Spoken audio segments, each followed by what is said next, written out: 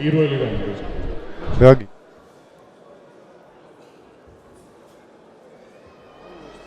ეხლა ჩვენ გვაქვს მოკლედ 10 კილოგრამი. 10 კილოგრამის ფინალი ნინი მალანია ზუგდიდი და ნუსიკო მძელოვი. წინა ბრძოლა არ გაიმართა, იმიტომ ნანა ფიქფია არ გამოცხადებულა და ანჟელა მომცელიძე გამოცხადდა ჩემპიონად.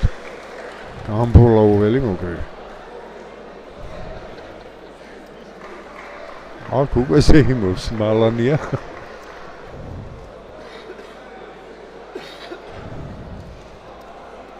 და მოვსტების სეკუნდანტმა თქვა აქ უარი. სწორად იზეიმა როგორც ჩანს. ნინი მალანია გახდა ჩემპიონი.